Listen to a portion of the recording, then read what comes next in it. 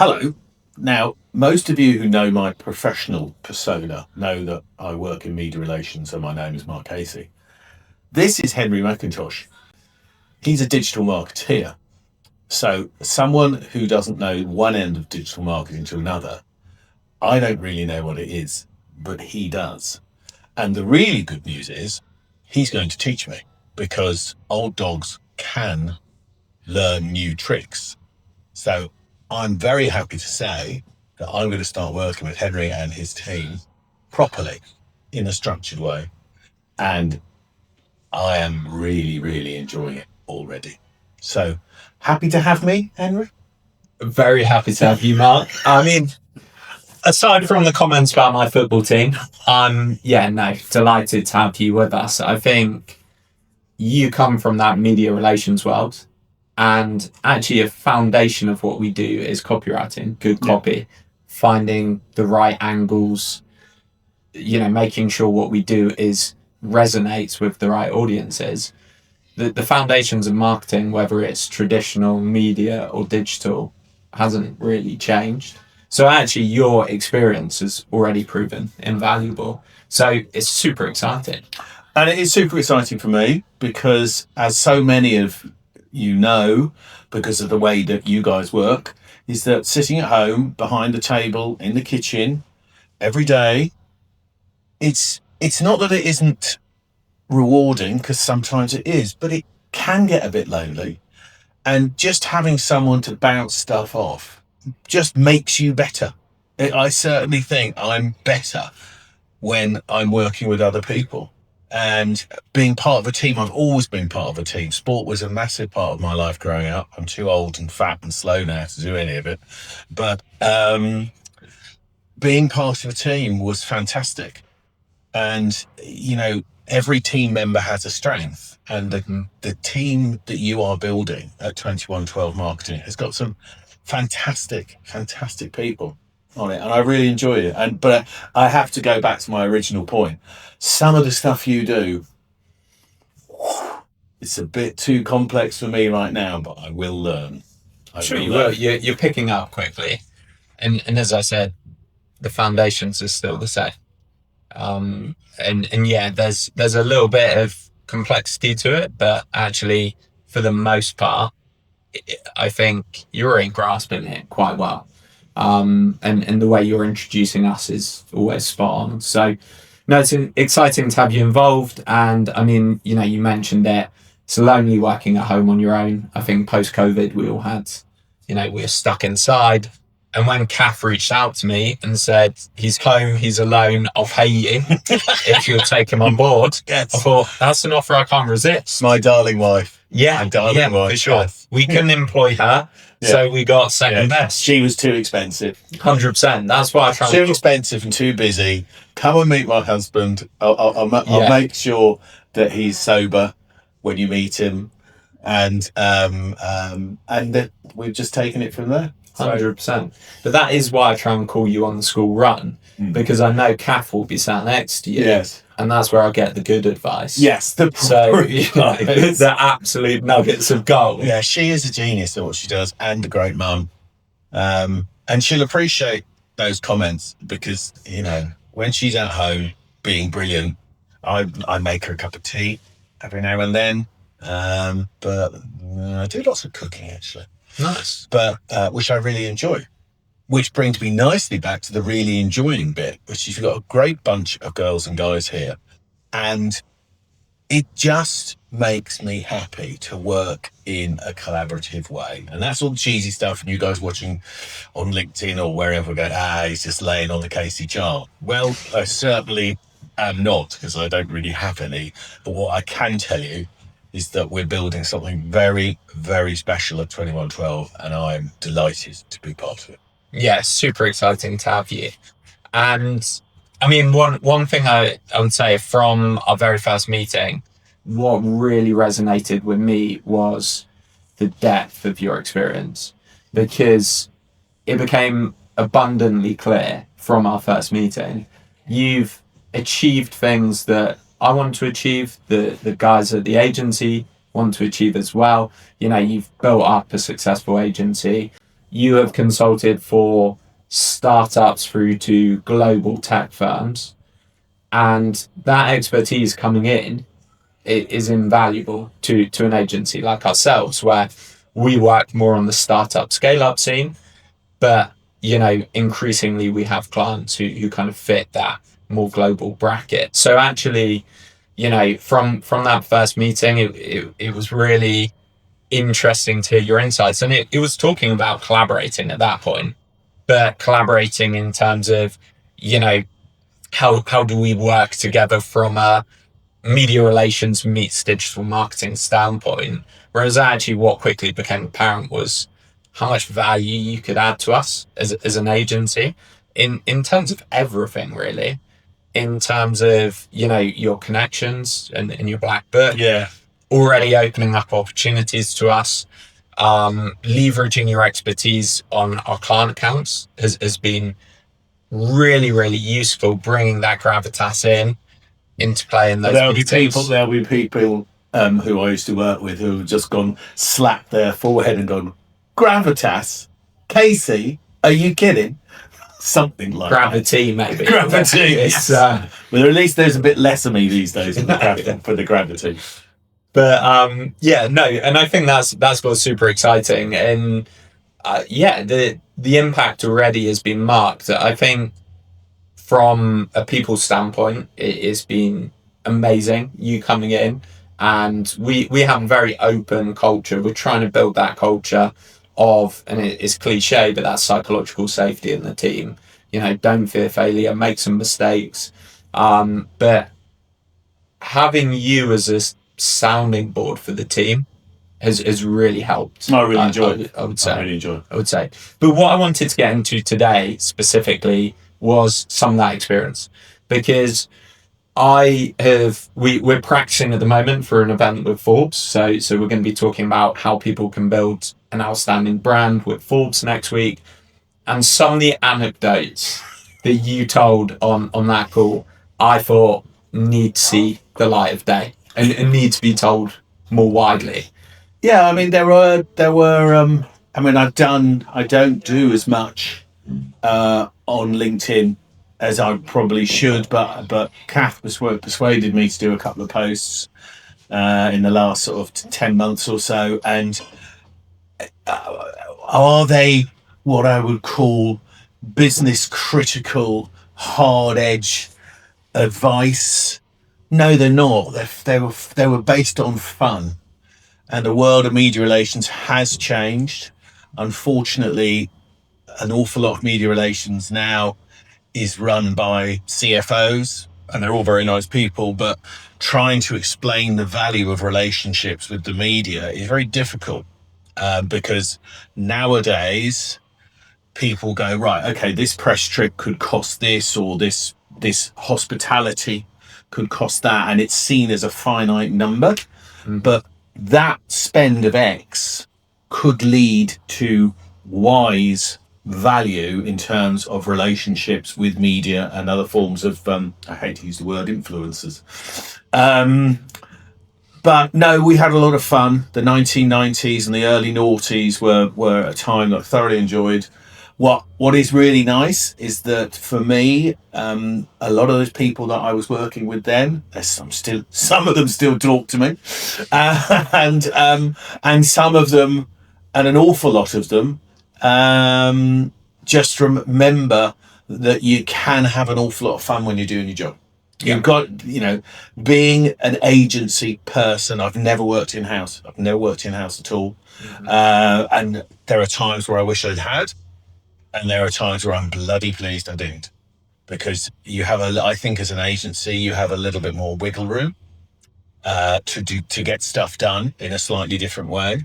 And just being able to look at your client and go, I've got an idea. Yeah. It's almost like the bit at the end of The Italian Job. If you're young and you haven't watched The Italian Job, watch The Italian Job, the original with Michael Caine.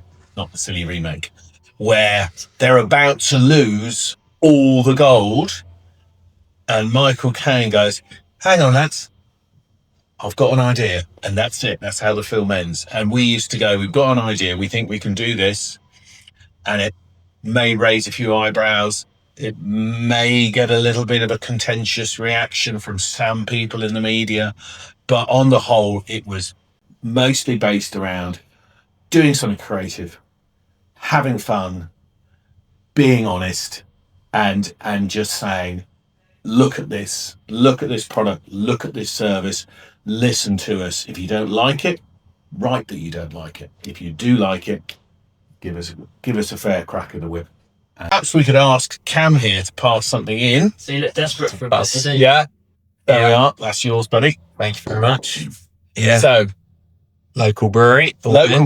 absolutely. And to say thank you Cheers. for letting me join. Yeah. And Interesting, because you talk about CFOs involved. You talk about the sometimes intangible nature of what we do. And the same is true from our side when we're talking about why should you do creative elements, why, in terms of brand, in terms of more creative campaigns, the clients are desperate to know outcomes. But sometimes the outcomes are intangible. Sometimes because they haven't done anything like it before, you can't predict or project, and you just don't know how people are going to react. And you often hear people talk about the best campaigns give you butterflies before you launch them. yeah, Because they're a little bit on the edge. But are we losing part of that at the moment, do you feel, in terms of the risks people are willing to take? Yes. Mm-hmm. Yes. I think we are, and I think we're losing the sort of we've got to give it a go sort of approach. It's, as we know, the economic conditions in Europe now are very testing. But when it comes to, I can only talk about my specialism, media relations, developing relationships with the media. A lot of people say, you can't get to the media the way that you used to be able to do. They're massively overworked, and you're an ex-journo, so you would know that. And they are massively overworked, and they do work very hard. But I still believe that if you do your prep, and you have good collateral and well-written press releases and case studies, and if you are prepared to pick up the phone, and I have some people that I've worked with my Deus Comms hat on, who are just brilliant. They'll pick up the phone to any journo and they will sell it in, and sometimes it doesn't work. As again, you were pitched endlessly on stories that just weren't of interest to you, or most importantly, just not of interest to your readers. Yeah. A lot of people say, oh, right, well, the journo wasn't interested. Well, probably because their readers wouldn't have been interested. So what's the point? 100%. Yeah. So I know, yes, but do I think we've lost some? Yes. But there are always people out there who are prepared to take a few risks. And there are always people out there who are prepared to pick up the phone. So if this was being watched by a young person, and that's my phone going off. It's probably a journalist. Yeah, first call in a decade. Better answer it. Yeah, no, I don't. Sorry, I can't answer this phone right now. First one in a decade. I would just say that putting something on X, tweeting something, whatever it is, even LinkedIn. If you've got the telephone number of a journo, call them. The worst thing that can happen is that they pick up and say they don't want to talk to you. Yeah. Get over it. Yeah, 100%. And I think with most things, it's that it goes back to that bravery. But when you mentioned, I used to work as a journalist, and the inbox was flooded. And it's the same when we're trying to reach out to senior decision makers now for our clients. Inbox is very difficult to reach, right? Spam filters, Google changing the rules, all of that good stuff. Very difficult just to outreach them cold. You mentioned relationships earlier. That is what everything is built upon. When you're trying to reach hard to reach audiences, you're trying to reach journalists. The ones I always picked up the phone to always read the emails of were the ones who took the time to build the relationship.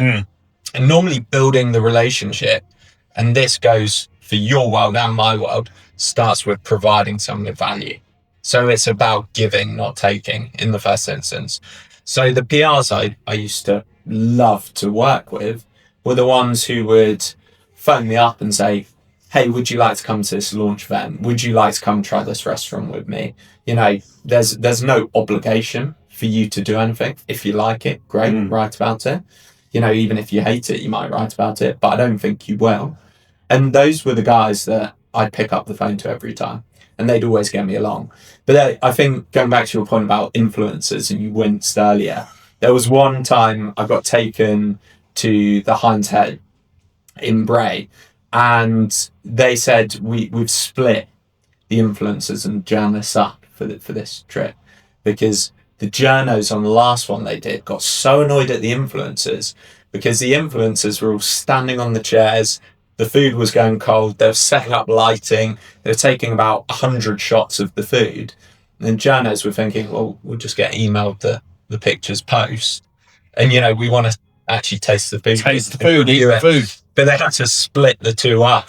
That's how bad it got. I'm not sure whether that's still the case, but even at that point, I was going back, I don't know, 10 years now. Yeah. That was like, there was already this huge divide between the two. I'm lucky to say that I've never had to work with an influencer. But I'm sure they're very nice people. I just haven't worked with an influencer. Tell me about, first of all, the riskiest campaign you've ever run. What was it? What happened? Riskiest? Oh my crikey. Well, it's not so much. I'll tell you what was not risky as such, but was one of the biggest challenges is that Prodigy, alongside another agency that we had a close working relationship, run by the amazing D. Gibbs, called Liberty Communications. We ran the press office at Mobile World Congress. Now, this was 2004 to 2006, I think it was. And it's the first time that the GSMA, who runs the show, had outsourced running the press office. And I think it's fair to say it was one of the hardest things I've ever done, and the Liberty and Prodigy guys and girls that did it achieved incredible things. You're 2,000 journalists, and they're looking for somewhere to work. They're looking to, they want to write up copy. They're looking for resource material. We've got at the same time, we've got to keep the accredited proper journos happy, and keep out the ones that weren't, but were doing anything to try and get in, to find news or to find stuff or to thieve, frankly. I would say it wasn't the riskiest, it was one of the hardest things I did. And then also working for a mobile operator during the 3G rollout, which was really tough because as the mobile network from Hutchison found out that you can't launch if you don't have a network. So I remember going to the Sketch 3 launch party where the handsets didn't work. So that's the problem with technology. But the other operator that we work with, their handsets worked, it was good, but it was touch and go. You know, as we counted down to launch day, there was an awful lot of engineers scratching an awful lot of heads going, is this going to work? And it did. So yeah, that would there are a couple of highlights. But if I may, best thing the people I worked with ever did, and this is for people who are watching, we had the Creative Labs account. We launched the world's first ever MP3 player. We took over BAFTA, and about 20 minutes before the event was arrived, BAFTA was empty. And the Creative Labs guy in the UK, who's still a very good friend of mine, was sweating a bit. And then literally a deluge 100, 120, 130. What is an MP3 player? You know, do that. And the party after that, yeah, you could write a short story on it. Yeah, I can imagine. But it was so much fun. Yeah, it was so much fun, and I think that's what. But we had to stick our neck out and say we'll fly people in from all over Europe. Yeah, and they came. So that's a huge risk, right? Yes, and that was so people didn't even know what an MP3 player was. No. That was pre-iPod. Yeah. Yes. In fact, a lot of what was in the Creative Labs digital audio jukebox or DAP player and digital actually ended up in the iPod, for which Apple had to pay Creative Labs $100 million. Yeah, which probably pales in comparison to what Apple made out of it. Absolutely, yeah. But no, that was a little win as well. Yeah. But for sure, I mean, part of them earning that 100 million undoubtedly was the risk they took in terms of being creative, taking the risk around the BAFTAs and and running that activation, which probably cost a pretty penny. A lot of money. Yeah. And I'm still in touch, as I've spoken before. I'm still in touch with the people who ran that event, both from a client and on the Prodigy side, and brilliant people. Yeah, brilliant people. Yeah, amazing.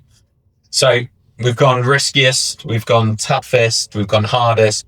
What about some stories around journalists?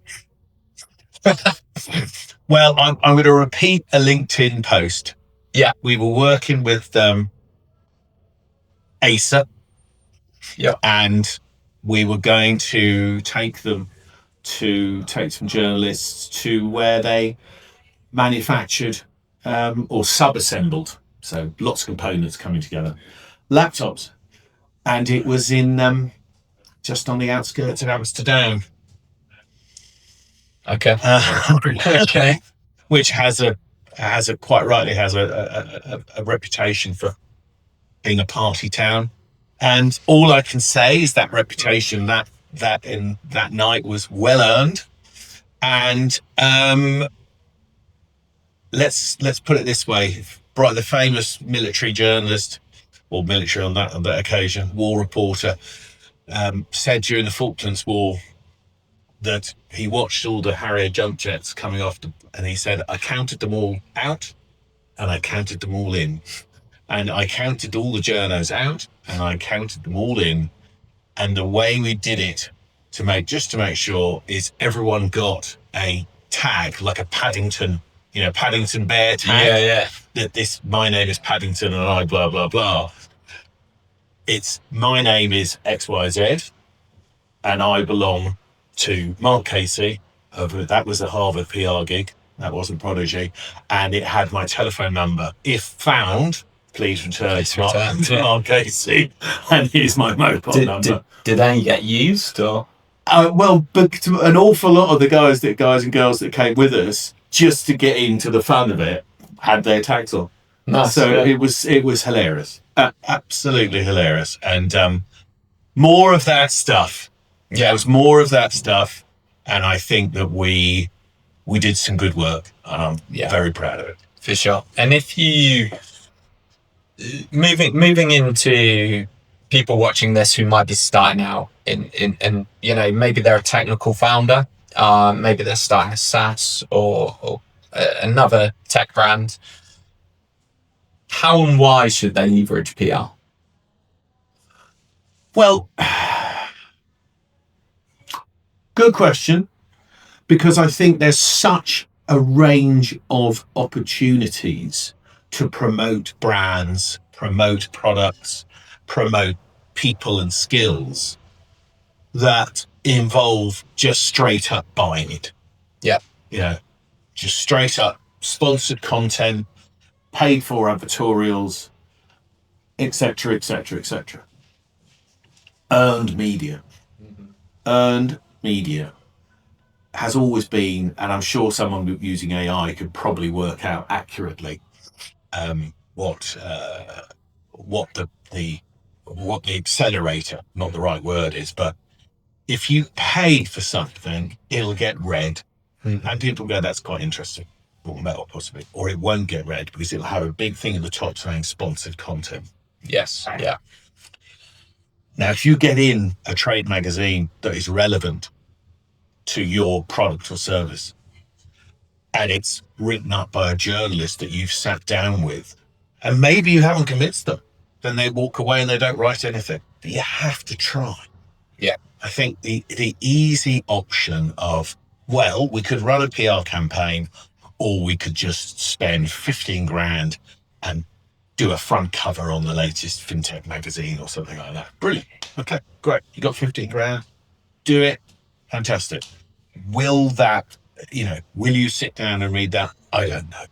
I'm not going out of the way. Of course, there's a place for paid sponsored content, but there should always be a place for earned media. Yeah.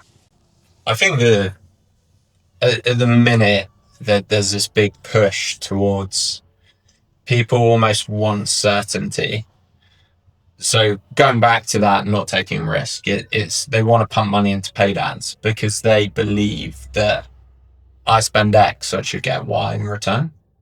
And from private equity backed businesses we work with, right through to startups, everyone's got this belief that there's kind of, if I buy it, there should be a defined outcome that comes from it. And it's not really true. And I think one of the things I've seen recently, I think it was Harry Dry, the copywriter, spoke about this. It was about how do you get your brand out there? How do you create good content in the age of AI? And he said, you do cool shit and then you talk about it. That's paraphrasing, I think. So something along those lines. But it was about the creativity behind your approach is what will drive results, right? Rather than, most people come at it the other way, don't they? It's kind of like, oh, what do we talk about? And what they invariably end up talking about is themselves and their product. It ends up being me. Here's why our product's so great. And their audience doesn't care, right? And I think that's the problem people have got when they approach PR, when they approach thought leadership content in general. And that's what a lot of startups are struggling with. Because I think one of the trends right now, and we've spoken to you about Noteworthy, is this building in public.